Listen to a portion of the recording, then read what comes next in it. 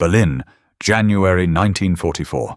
A German fighter pilot climbs into his cockpit, checks his fuel, checks his ammunition, and does the math he's done 100 times before. Wait for the bombers. Let the escorts peel away when their fuel runs low. Then strike. It's a formula that has worked for months. It's a formula that has cost the Americans hundreds of bombers and thousands of young men. And on this particular morning, that formula is about to die, along with a terrifying number of Luftwaffe pilots who don't yet know the rules have changed. Somewhere above the clouds, American fighters that should be turning back are instead turning to hunt. What the Germans are about to discover isn't a new weapon. It's a new mindset, and it will help break the back of the most feared air force in the world. By late 1943, the United States Army Air Forces had a serious problem, and everyone from the newest tail gunner to the generals in London knew it. The strategic bombing campaign against Nazi Germany depended on flying massive formations of B-17 flying fortresses and B-24 Liberators deep into enemy territory, in broad daylight, to hit factories, refineries, and rail yards. The theory was that these bombers, bristling with machine guns and flying in tight defensive boxes, could protect themselves. The reality was a bloodbath. Missions like the raids on Schweinfurt and Regensburg in the summer and fall of 1943 saw loss rates so severe, sometimes 20% of a bomber force in a single mission, that crews openly discussed the mathematical certainty of not surviving their required tour of 25 missions. Some crews calculated they had a better chance of dying than making it home. The core issue was range. Fighter aircraft like the P-47 Thunderbolt could escort bombers only partway into Germany before their fuel forced them to turn back, leaving the bombers naked and alone for the most dangerous stretch of the journey, deep in the heart of Luftwaffe territory. German fighter controllers on the ground knew this schedule almost as well as the Americans did. They would simply wait, tracking the escorts on radar, and the moment the little fighters turned for home, they'd scramble their Messerschmitt Bf-109s and Focke-Wulf FW-190s to tear into the unprotected bomber stream. It was, in effect, a scheduled slaughter. Even when American fighters were present, doctrine made things worse. Fighter pilots were under strict orders: stay close to the bombers, protect the formation, do not chase enemy aircraft. This meant that even when a P-47 pilot spotted a German fighter breaking off after an attack, he was forbidden from pursuing it. The Luftwaffe pilots figured this out fast. They would make a single diving pass through the bomber formation, then dive away and disengage, knowing full well the American escorts would not follow. It was hit-and-run warfare, and the Americans were handcuffed by their own rulebook. The stakes could not have been higher. The entire Allied strategy for winning the air war before the planned invasion of France depended on grinding down the Luftwaffe's fighter strength. If German fighters remained strong, an amphibious invasion of Normandy would be suicide. Allied troops on the beaches would be exposed to the same murderous air attacks that had devastated Allied bomber crews. Something had to change, and it had to change soon. The clock was ticking toward D-Day, and nobody yet had the answer.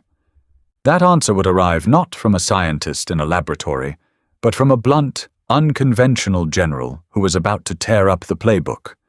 His name was James "Jimmy" Doolittle, and by January 1944 he was already a legend. Years earlier, he'd been one of the finest air racing pilots in America, a man with a doctorate in aeronautical science from MIT who also happened to fly like a daredevil. In April 1942, he'd led the audacious raid on Tokyo that bore his name.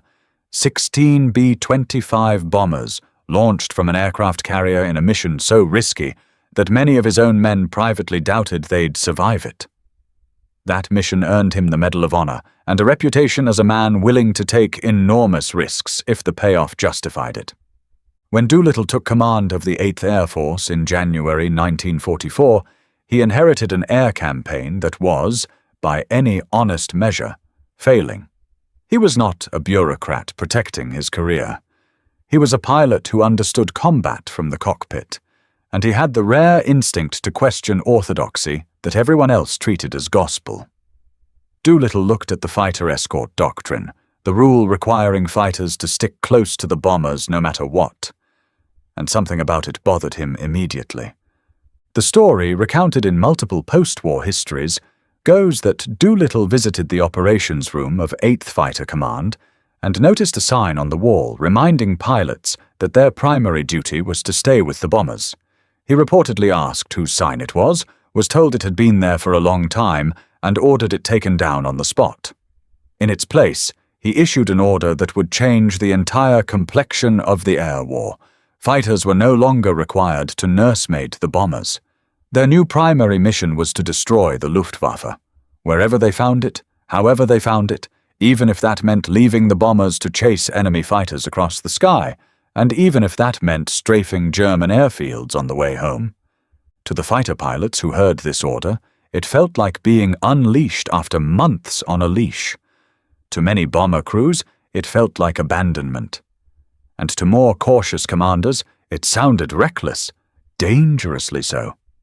Before Doolittle's order could prove itself, the situation on the ground and in the air had grown desperate enough to make bold action feel less like a gamble and more like a necessity.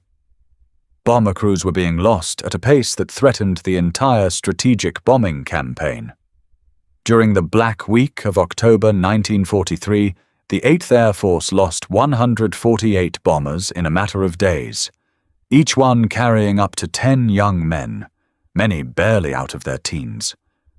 Survivors described watching fellow aircraft simply vanish in balls of fire, wings shearing off, parachutes blossoming or, worse, failing to open at all. Morale cratered.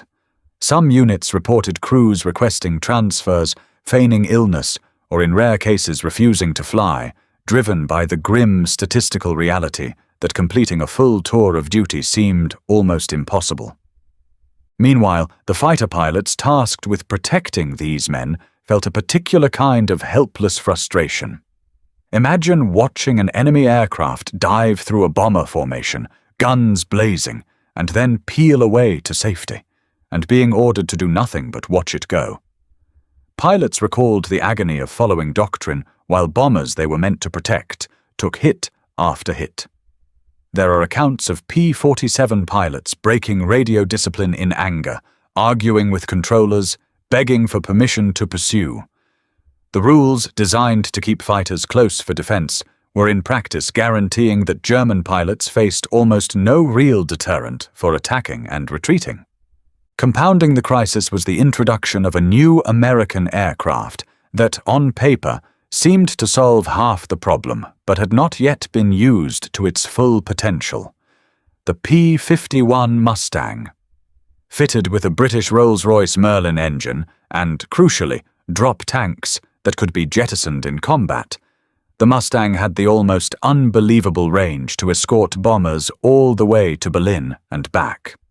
It was faster and more maneuverable than earlier American fighters, and could go toe-to-toe with the best the Luftwaffe had. But range alone wasn't the answer. A fighter that could fly to Berlin but was still ordered to sit passively beside the bombers was only solving half the equation. The Mustang had the legs to hunt. What it needed was permission. That permission arrived in the form of Doolittle's new directive, and it terrified almost everyone who first heard about it. Not because it was weak, but because it seemed insane in its aggression. The idea itself was deceptively simple, which is part of why it had been so hard for the old guard to accept. Instead of fighters flying in tight formation directly alongside the bombers, waiting reactively for an attack, they would now range ahead, behind, and around the bomber stream in a much looser, more aggressive posture. If German fighters were spotted forming up to attack, even far from the bomber formation, even before they'd fired a shot, American fighters would dive in and engage them first, breaking up the attack before it ever reached the bombers. And if enemy fighters disengaged and ran, American pilots were now not just allowed, but expected to chase them down, following them back toward their own airfields if necessary.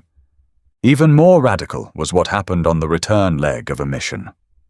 Once the bombers were safely past the most dangerous territory and fighters had fuel to spare, Mustang pilots were now authorized to seek out German airfields and strafe-parked aircraft, fuel depots, and ground crews. This was an extraordinary shift. It meant American fighters were no longer purely defensive escorts. They had become a hunting force actively seeking to destroy the Luftwaffe wherever it lived, in the air or on the ground. To conservative-minded commanders, this looked reckless in the truest sense of the word. Sending fighters chasing after enemy aircraft meant, by definition, that bombers would sometimes be left unescorted for stretches of a mission. Strafing airfields meant flying low and slow directly into a wall of German anti-aircraft fire, some of the most dangerous flying a pilot could attempt. Critics worried this new doctrine would simply trade one set of losses for another. Bombers lost to unescorted attacks, fighters lost to flak over enemy airfields. Some bomber crews, upon hearing the new tactics, were furious, feeling that their protection was being sacrificed so fighter pilots could rack up personal kill counts. It was an audacious bet, and there was no guarantee it would pay off. The first real test came during what would become known as Big Week, a series of intense bombing operations launched in late February 1944, targeting German aircraft factories in a coordinated effort to cripple Luftwaffe fighter production at its source. Under Doolittle's new rules, Mustang and Thunderbolt pilots flew with a freedom they'd never had before. Rather than hovering defensively, they aggressively sought out German interceptors as they rose to meet the bomber streams, engaging them in the skies over the Reich before they could ever reach their targets. The immediate reaction from pilots was, by most accounts, exhilaration mixed with disbelief. Men who had spent over a year restrained by rigid escort doctrine suddenly found themselves free to fly and fight the way fighter pilots instinctively wanted to. Some worried it would spiral into chaos, with fighters scattered across the sky chasing individual targets, while bombers went unprotected. Early missions under the new doctrine were watched anxiously by commanders on the ground, waiting to see if bomber losses would spike in the gaps left by pursuing fighters. But what happened next would change everything. Luftwaffe pilots, men who had built their entire tactical approach around the predictable behavior of American escorts, suddenly found themselves being hunted in situations where they expected to be safe. German fighters forming up at altitude for a coordinated attack run were now being jumped before they could even begin their dive. Pilots who broke off an attack and turned for home, expecting the usual reprieve, instead found Mustangs on their tail, following them down toward their own airfields. For German aviators, it was psychologically shattering. The one sanctuary they had always relied upon, the moment of disengagement, no longer existed. The numbers that followed were staggering. During Big Week alone, the Luftwaffe lost several hundred aircraft, a rate of attrition it simply could not sustain, given Germany's shrinking pool of experienced pilots. Unlike the Americans, who could train replacement pilots relatively safely in the United States, German pilot training was increasingly squeezed by fuel shortages and the relentless pressure of a two-front war. Each experienced pilot lost was harder to replace than the last, and the quality of new German pilots entering combat began a steep decline that would only worsen through 1944. Individual missions told the human side of this story.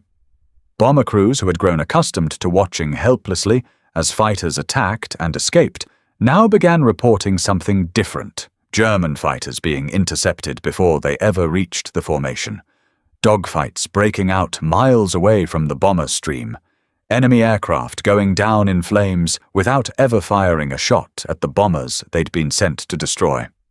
Strafing runs on German airfields, though costly and dangerous, destroyed aircraft on the ground that never got the chance to threaten a single American bomber. By the spring of 1944, American fighter pilots were increasingly becoming aces, not by circling defensively, but by actively hunting, and Luftwaffe formations that once approached bomber streams with confidence now had to reckon with the very real possibility of being ambushed before they ever got close. Bomber loss rates, which had once threatened to make the strategic air campaign unsustainable, began a steady decline through the spring of 1944. The change wasn't overnight or total. There were still hard days, still losses, still funerals, but the trajectory had shifted. And by June 1944, when Allied forces stormed the beaches of Normandy, the Luftwaffe that might once have savaged the invasion fleet and the exposed troops below was a shadow of what it had been a year earlier, starved of experienced pilots and unable to contest the skies over France with anything like its former strength. The shift in fighter doctrine that Doolittle championed became a permanent feature of Allied air strategy for the remainder of the war in Europe. What had once seemed reckless was now simply understood as correct. Fighters existed not merely to shield bombers passively, but to seek out and destroy the enemy's ability to fight at all. The P-51 Mustang, freed to hunt rather than merely guard, became one of the most celebrated aircraft of the war, its pilots credited with helping to achieve the air superiority that made the entire Normandy invasion possible. Doolittle himself would go on to oversee the 8th Air Force through the rest of the European campaign, his gamble in January 1944 remembered by historians as one of the most consequential tactical decisions of the entire air war. For the German pilots who lived through that shift, the memory lingered as something close to a betrayal of the rules of engagement they'd relied upon. The moment the hunted became the hunters, and the sky itself stopped being a place where retreat guaranteed safety. What this story really reveals is something deeper than tactics and aircraft ranges. It's a story about the courage it takes to question an assumption everyone else has stopped questioning, and about the young men on both sides of that sky who paid the price for doctrines written far above their heads. Sometimes the most decisive weapon in war isn't a new machine. It's the willingness to think differently about the one you already have. If you enjoyed this, like and subscribe to this channel for more WW2 secrets.